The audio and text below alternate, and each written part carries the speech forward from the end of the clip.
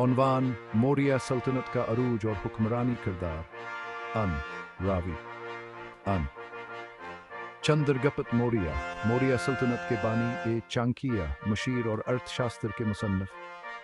बिंदुसारा चंद्रगुप्त का बेटा और मौर्य सल्तनत का दूसरा हुक्मरान। अशोक आजम बिंदुसारा का बेटा और तीसरा हुक्मरान जिसने बुद्ध मत को अपनाया। सल्तनत की बुनियाद। कदीम हिंदुस्तान में तकरीबन 321 कबल मसीह में एक नौजवान जंगजू चंद्रगुप्त मौर्य ने बरसगीर को मुत्तहिद करने का ख्वाब देखा। अजीम मंसूबा साज चाणक्य की मदद से उन्होंने एक अजीम सल्तनत कायम करने का अज़्म किया।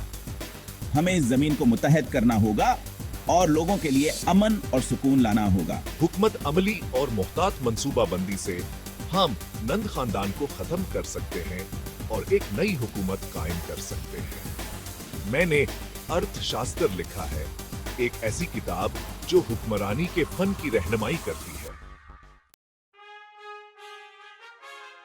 मंजर मेग्ध की फतह। चाणक्य की रहनुमाई से चंद्रगुप्त ने नंद खानदान को शिकस्त दी और ताकतवर मेग्ध के इलाके पर कब्जा कर लिया, जो मौर्य सल्तनत के आगाज की अलामत थी। ये तो सिर्फ आगाज है, हम एक मजबूत और खुशहाल सल्तनत कायम करेंगे। मंजर बिंदुसारा के तहत तसीर। चंद्रगुप्त के बाद उनके बेटे बिंदुसारा ने सल्तनत को मजीद वसात दी, जो आज के कर्नाटका तक पहुंच चुकी थी। बिंदुसारा ने सल्तनत को मजबूत किया और यूनानी रियासतों के साथ ताल्लुकात कायम किए, जिससे सल्तनत का दायरा मजीद वसी हुआ। हमारी सल्तनत सरहदों से आगे बढ़ेगी, हमारी ताकत और विजन का सबूत होगी। जब बिंदुसारा के बेटे अशोक ने तख्त संभाला तो उन्होंने सल्तनत को मजीद वसअत देने की कोशिश की। ताहम कलिंगा की जंग उनकी जिंदगी का एक अहम मोड़ साबित हुई। कलिंगा की तबाही मेरे दिल पर बोझ डाल रही है। इतना दिक और तकलीफ, शायद हुक्मरानी का कोई बेहतर तरीका हो सकता है। मौत और तबाही के मनाजिर ने अशोक को बुद्ध मत अपनाने पर आमादा किया और उन्होंने अपनी जिंदगी अमन और अदम तशद्दुद के लिए वक्फ कर दी।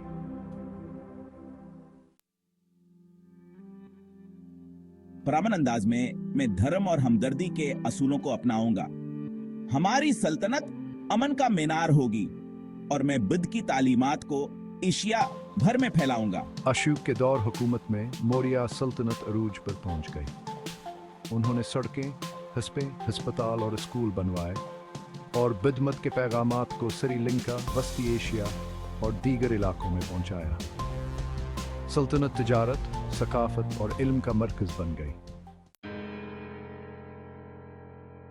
अशोक की मौत के बाद सल्तनत आहिस्ता आहिस्ता कमजोर होने लगी। 185 कबल मसीह तक मौर्य सल्तनत खत्म हो गई, मगर इसकी मेराथ सदियों तक हिंदुस्तानी सकाफत, मजहब और हुक्मरानी पर असरअंदाज होती रही।